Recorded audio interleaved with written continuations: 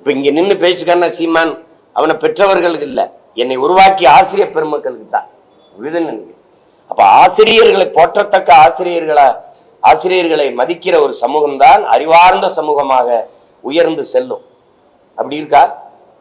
பணி நிரந்தரம் பண்ணுங்கன்னு வீதியில வந்து 14,000 பேர் போராடிட்டு இருக்கான், ஆசிரியர் வீதிக்கு வந்துட்டான்.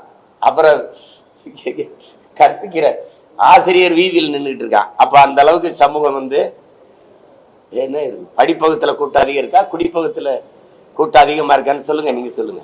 இப்ப 100 கோடிக்கு நூலகம் கட்டினீங்க, போமா எல்லாரும் கருவி எடுத்துக்கிட்டு எத்தனை ஆயிரம் பேர் உட்கார்ந்து படிக்கிறாங்க.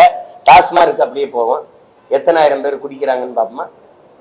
சமூகத்தை எதை நோக்கி நகர்த்துறோன்னு இருக்குல்ல.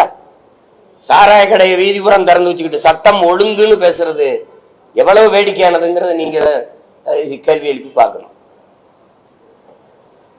அதனால தம்பி சொல்றதுல நீட்டுங்கிறது இருக்குது. அத எல்லா தமிழ்நாடு மட்டும்தான் எதிர்ப்புணர்வை காட்டுது.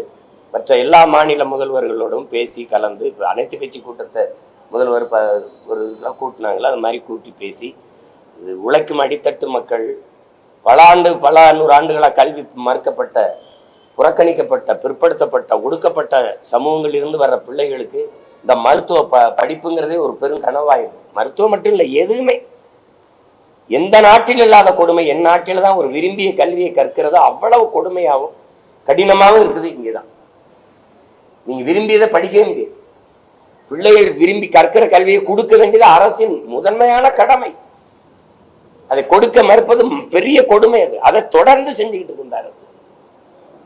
அதனால தம்பி சொல்றது சரிதான். அதுக்காக நம்ம நீட்டில் எழுதி மருத்துவராக முடியுங்கிறதுக்காக உயிரை மாய்த்து கொள்ளுகிறதுல ரொம்ப மன வலியை தருது. நம்ம பிள்ளைகள்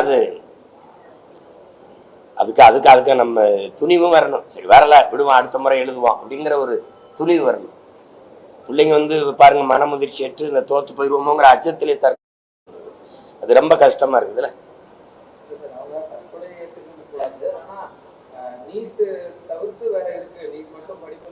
அதுதான் நானும் சொல்றேன். அதுதான் நானும் சொல்றேன்.